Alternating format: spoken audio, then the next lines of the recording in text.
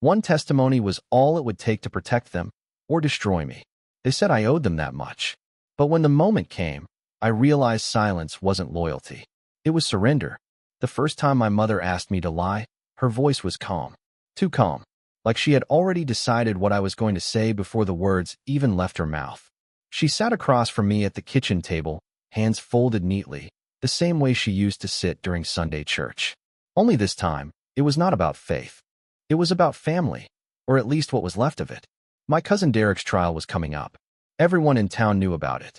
The papers called it a misunderstanding, but that was just the polite way of saying he had messed up badly.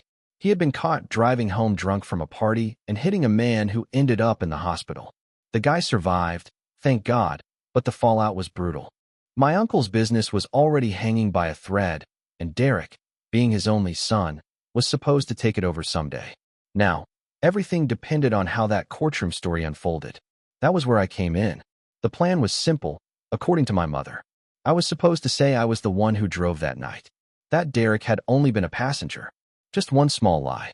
That was how she put it. Just one small lie to keep the family together. She said it like it was nothing, like bending the truth was just another chore. But it was not small. Not to me. When she brought it up, I laughed at first, thinking she was joking.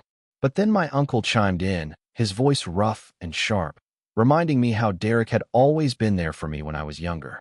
How he helped me get my first job. How I owed the family. That word, owed, hit me like a punch. It always came out when they wanted something. By the next evening, it was not just my mother and uncle. My aunt was there too, pretending to cry into a napkin. My father sat silently, not saying a word, just staring at me with that cold look he used when he wanted me to fall in line. Every one of them had the same goal, to make me say yes. I told them I needed time to think. That was my first mistake. Because the moment they sensed hesitation, they pounced. The call started. The messages. The family meetings, where they circled around me like vultures pretending to care. They called it love. I called it cornering. They said if I really cared about my cousin, I would do this. That it was not forever, just until the trial was over. They said the truth could ruin all of us. That our name meant something in this town, and one careless word could tear it apart. And sitting there, listening to their desperate voices, I started to feel the weight of it all pressing down. Guilt, loyalty, fear. Part of me wanted to scream. The other part just wanted to run. That night, I lay awake replaying every memory I had of Derek. Us fishing by the lake as kids, sneaking into the movies, laughing like brothers. But that was years ago, before everything changed, before he became the kind of man who thought rules only applied to other people. Still, the thought kept circling in my head. If I said no, I would be the one who broke the family. The one who turned his back. By morning, I had not decided yet. But the calls were still coming. My uncle's voice on the phone sounded different now. Less pleading, more threatening. He said, "You will do what is right for family, won't you?" And that was when I realized, this was not a request anymore. I could already see where this was heading. If I said yes, I would be lying under oath. If I said no, I would lose them all. Either way, something inside me was going to break. By the end of that week, I stopped answering my phone. But they found other ways. My aunt showed up at my job. I work at a small auto shop off Route 12, the kind of place where regulars bring in their trucks and swap stories while we change out brake pads. I was under a '97 Ford, halfway through a transmission job, when I heard her voice, too sweet, too rehearsed, cut through the noise of the shop. She brought lunch. Fried chicken from Gallows, my favorite since I was a kid. She even added those cornbread muffins I used to beg for. I stared at the greasy bag like it might explode. She smiled and said she just wanted to talk. And talk she did. About how hard things had been on Derek. About how the media painted him like some kind of monster. About how one night should not destroy a man's whole future. Then came the tears. She grabbed my hand with both of hers and told me, "You are the only one who can save this family." The words made my stomach twist. I nodded politely, told her I had work to do, and walked back to the truck. But the guilt followed me like a shadow. That night, my mom stopped by with an old photo album. She opened it to a picture of me and Derek as kids, sitting in the backyard with popsicles and dirt-streaked faces. She pointed to it and said, "That boy is still in there. He just lost his way." Then she closed the book and said something that stuck with me. "If you walk into that courtroom and tell the truth, You are not just ruining Derek's life. You are turning your back on all of us. It was no longer about what happened. It was about what I owed. They piled it on. Every day, every phone call, every unexpected visit, each one dripping with the same poisoned kindness. Like if they said we love you enough times, it would sound less like manipulation and more like something real. Even my younger sister Emily called me from out of state. She never used to get involved in anything. But now, she was crying into the phone, saying that mom could not sleep, that dad barely spoke, that I was tearing them apart by hesitating. You owe us, she whispered, after everything we have done for you. And there it was again. That word. Oh, funny how love always came with a price in my family. I started to avoid everyone. Skipped Sunday dinner. Let the answering machine do its job. I stayed late at work, volunteered for overtime, even helped the boss clean up after hours, anything to delay going home. But the pressure did not stop. It got worse. My dad finally cornered me in the driveway one night. No yelling, no threats, just a look in his eyes I had not seen since I was a kid, the kind that said he was disappointed. He said I had a chance to prove I was part of this family, that he was counting on me to man up and do what needed to be done. When I stayed silent, he shook his head and walked away. The message was clear. If I told the truth, I would be dead to them. And deep down, I started to wonder if maybe that had already happened. I started sleeping on the couch. Not because I had to. I just could not bring myself to go upstairs anymore. My room felt too quiet, too heavy with the weight of what I had not done yet. The couch, with its crooked springs and musty old blanket, somehow felt safer. Like if I stayed in that in-between space long enough, I would not have to choose. Not truth, not lies, just silence. But even silence started to feel like a lie. I went back and forth in my head 100 times a day. Maybe I could do what they asked, just once, and then forget about it. Say Derek was not the driver, take the heat, pay the fine, do some community service, and that would be the end of it. They said no one would dig too deep, that the cops were already looking for a reason to soften the charges. Just one small lie, they said. But every time I came close to saying yes, something in me tightened, like a knot in my chest that refused to untangle. Because I knew the truth. Derek was drunk. Sloppy drunk. I had seen him stumble out of the house that night, shouting over his shoulder about how he was fine to drive. His keys were already in his hand.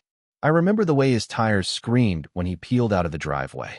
And I remember the call 2 hours later, the one that changed everything. He had not even called 911. Someone else found the guy on the side of the road. Now they wanted to rewrite the story. They said if I took the blame, Derek could still have a future. Still take over the family business. Still be the son they raised him to be. But what about the man he had become? I started to pull away from all of them. Did not return texts. Left family group chats on read. At work, I was quieter. Snapped at the new guy when he forgot to torque a wool properly. Apologized later, but the damage was done. Everyone could tell something was wrong. Even my boss, Hank, pulled me aside one afternoon. Said I looked like I had not slept in a week. I wanted to tell him everything. Just unload it right there in the office. Confess the whole damn thing. But I bit my tongue. This was not his mess. Then, one night, something strange happened. I got home from work to find a letter slipped under my front door. No return address. Just my name, written in thick, black ink. Inside was a single piece of paper. Tell the truth, or someone else will. I read it 3 times, trying to make sense of it. My hands were shaking, my heart pounding so loud I could barely hear anything else. Was it a threat? A warning? Or something worse? I looked out the window, half expecting to see someone watching from across the street. But there was nothing. Just the hum of porch lights and the buzz of a neighbor's TV. Who sent it? Who else knew? And if someone was watching, how much did they already know? I did not sleep that night. I sat on the couch, holding that letter like it might start burning in my hands. Every creak in the house felt louder. Every passing car made me flinch. I kept checking the front window, like I expected someone to step out of the shadows and say, "Time's up." By sunrise, my mind was racing. If someone else knew the truth, if they had proof, then it was not just my family's secret anymore. It meant this thing was no longer under control. And if it came out in court the wrong way, it would not just be Derek going down. They would turn it around and pin the cover up on me. I showed up at my parents' house before breakfast. My mother was watering her front porch plants like it was any other Thursday. She smiled when she saw me. That fake. tight smile she always used when she thought everything was fine. I told her about the letter. Her face went pale. My dad came outside a few minutes later, his hands stained from motor oil. I told him too. He didn't ask to see the note. He just stood there, breathing hard through his nose, his jaw tight. Then he said something that made my skin crawl. If someone's watching, that means you don't have a choice anymore. He meant it. He said it like it was just logic, like it was math. Like the only way to fix this was to go through with the lie, no questions asked. He was not scared someone might expose the truth. He was scared I might. That was when I understood something I had refused to face up until that point. This was never about Derek. It was about all of them. If I confessed that Derek drove that night, it would not just wreck his life.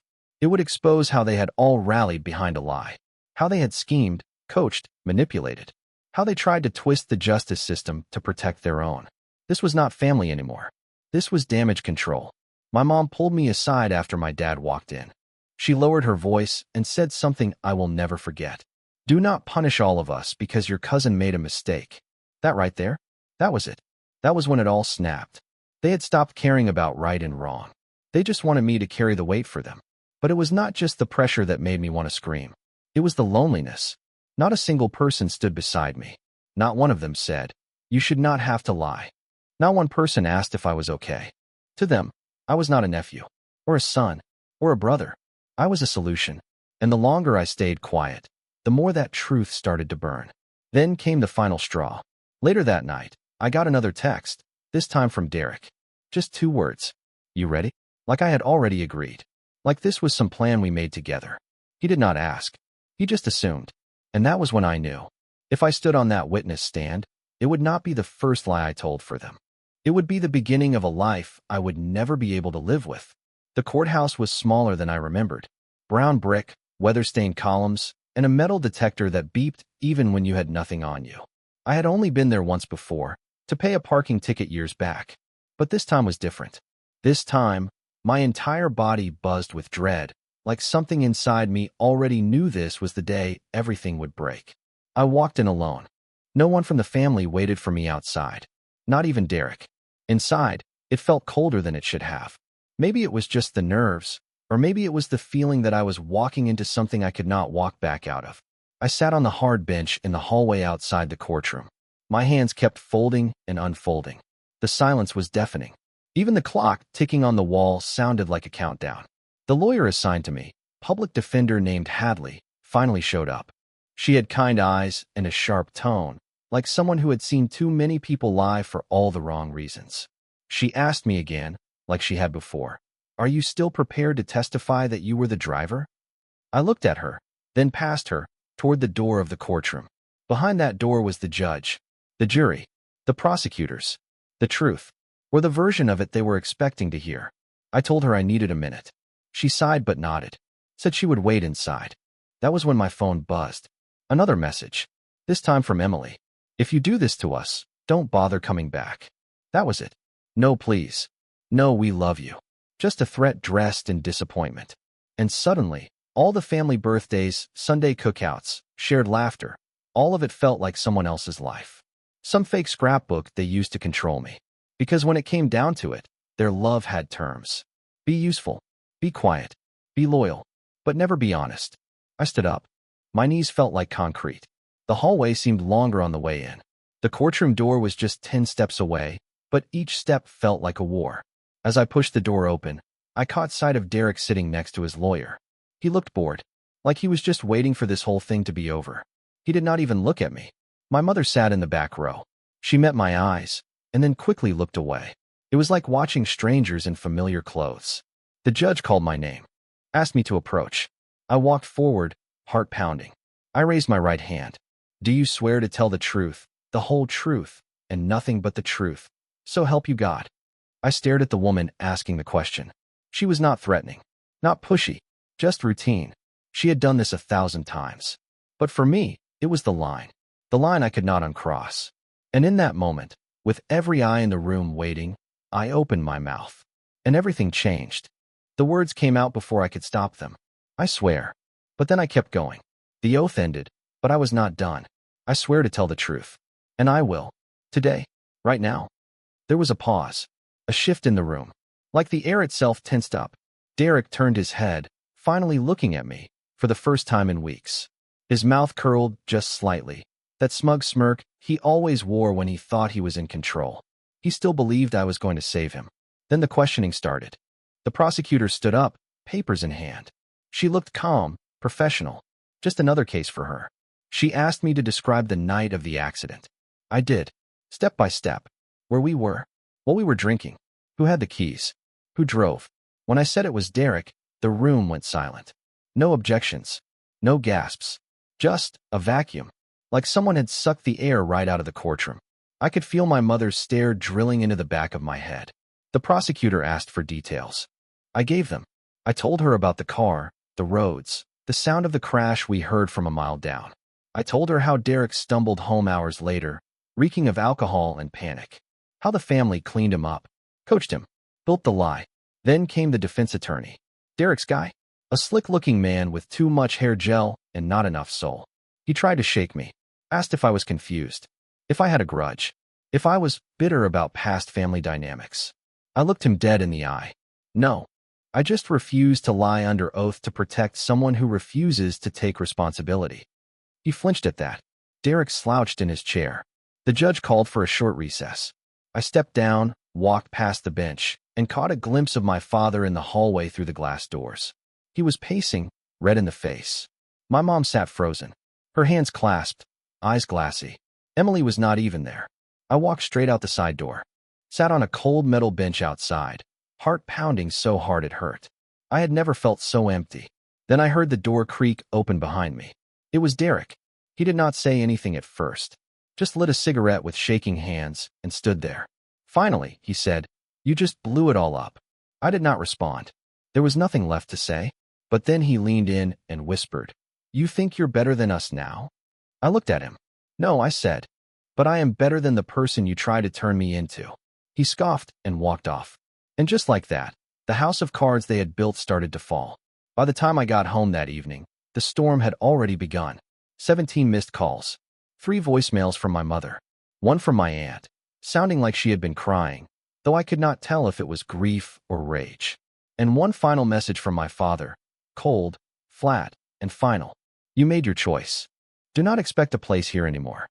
I stared at my phone until the screen dimmed. Then I powered it off and threw it across the couch. They were not angry because I had lied. They were angry because I had not. That weekend, no one came by. No one texted. No one asked how I was holding up. Not even Emily. The silence from her hit the hardest. Out of all of them, I thought maybe she would understand. But maybe even she believed that blood was thicker than truth. At work, word spread fast. This was a small town, and news moved quicker than common sense. Hank tried to keep things normal, but customers were different. Some avoided eye contact. Some whispered. One man I had known since I was 12 came in for an oil change and casually mentioned how families should stick together. I smiled and told him the filter was changed. Inside, I wanted to scream. One night, I drove to the lake. The one Derek and I used to fish at before everything got complicated. I sat on the dock, watching the water reflect the moonlight, and tried to remember what it felt like to be proud of who I was. I could not. Not yet. But something else showed up instead. A strange calm. I had done it. I had said the thing no one else was willing to say. I had put truth above legacy, integrity above comfort. I had shattered the fantasy my family built. A fantasy where consequences were optional if you had the right name and a loyal enough cousin. Still, the loneliness gnawed at me. The next morning, I woke up to a letter in my mailbox. No return address. No stamp. Just my name. Again. Inside was a short message, typed this time. "You did the right thing. You are not alone." That was all. No signature. No clue who sent it. But it was the first thing in weeks that did not make me feel like a traitor. That was when I realized maybe I was not the only one in that courtroom who wanted the truth out. Maybe someone else had been watching. Waiting. Maybe this story was not finished yet. A few days later, someone knocked on my door. Not the mailman. Not a neighbor. It was my uncle, Derek's father. I had not seen him since the day my testimony hit the courtroom like a hammer. I almost did not open the door. But something told me I needed to face whatever this was. He stood there on my porch, older than I remembered. His shoulders looked smaller, like something in him had folded in on itself. He had not shaved. His eyes were rimmed red. He asked if he could come in. I said no. So he stayed on the porch and started talking anyway. He told me they had lost everything. That Derek had been officially charged. That the business, his little hardware store that barely kept afloat, was closing within the month. The banks pulled out. The contracts dried up. Reputation gone. He said it like I had done it. Like I had set the fire. But then he said something else. I would have lied for him too. He looked up at me, and I swear there was no hate in his eyes. Just defeat. Just a man who had spent his whole life building something rotten and was only now realizing how hollow it all was. Then he said the one thing I did not expect. I do not blame you. I asked him why he was here. He said he came to say goodbye. That my father would never forgive me. That my mother was convinced I had been brainwashed by outsiders or media lies or whatever story helped her sleep. That Emily was heartbroken but still staying quiet. She had always been good at staying quiet. And then he said something that chilled me more than anything else. They still think you owe them. Even now. Then he turned and walked away. No argument. No slamming doors. Just footsteps fading into the evening. I sat down in my living room, the old clock ticking above the fireplace, and tried to sit with that sentence.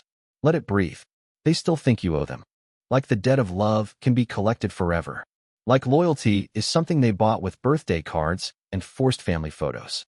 Like blood gives them permanent ownership of your soul. But I do not owe them. I never did. And the more I thought about it, the more I understood what that letter meant. You did the right thing. You are not alone. Maybe somewhere out there, someone else had done the same. Maybe someone else had stood in that same courtroom, torn between love and truth. And maybe, just maybe, they were watching now, waiting to see if I would keep going. Because the lie might have saved the family name. But the truth? It saved me. The letter came again. Same envelope. Same plain paper. Same typewritten words. They will try to rebuild without you. Let them. I stared at it for a long time, like it might give me something more if I just looked hard enough. But that was it. Just those 10 words. Cold. Clean. Final. And honestly, it felt like permission. I stopped checking their socials after that. I had spent the last few weeks watching from a distance, like some ghost peeking into a house he used to live in. I saw them post pictures at family dinners I was not invited to. Sunday cookouts without me. Derek's mother smiling like the whole town had not watched her son get charged in court. Fake smiles. Filtered apologies. Everything back to normal, except I was gone. But not broken. I had started therapy a week earlier. Found someone outside town. A 40-minute drive. Worth every minute. I needed someone who would not bring up bloodlines or guilt trips. Someone who did not know Derek or my father or what my mother used to be like before all this cracked her into pieces. My therapist asked me a simple question in our second session. If you had lied, would it really have kept the family together? I laughed. For real, the first real laugh in months. Because no, it would not have. That family broke the moment they chose silence over responsibility. I just refused to keep taping the pieces together. The truth is, families like mine do not fall apart overnight. They rot slowly, from the inside out. Covered by smiles and casseroles and holiday photos with everyone standing just a little too stiff. You never see the mold until someone opens the walls. And I had opened them. Wide. My mom sent one last message a few days later. A letter this time. Not typed. Her handwriting, still perfect. I do not know who you are anymore. That was the point. She wanted me to feel lost. But all I felt was lighter. Like I had taken off a coat that was never mine to wear. I folded the letter neatly, slid it into a drawer, and left it there. Not to forget, but to remember what it cost. Because the lie would have been easy, but living with it, that would have been the real sentence. It has been 6 months. Derek pled guilty. Reduced sentence. Community service, some probation, mandatory treatment. The kind of deal that only works when the truth shows up in court before someone else brings it. He walks free now, but quieter. Smaller. He avoids me when we pass in town. No more smug grin. Just a man trying not to look like a ghost in his own skin. The family? Well, they do what families like mine do best. Rewrite history. I have heard whispers, how I overreacted, how I misunderstood, how I turned on them after all they had done for me. Some cousins stopped speaking to me. Others sent the occasional text, usually around the holidays, as if saying Merry Christmas could paint over what happened. But none of them asked how I was holding up. Not once. And you know what? That is fine, because I stopped measuring love by how loud it speaks. Now, I measure it by how much truth it can stand. The hardest part is not missing them. It is remembering what I used to believe they were. That ache still hits sometimes. Like muscle memory. You expect certain people to catch you, even after they drop you a dozen times. That is the cruel trick of family.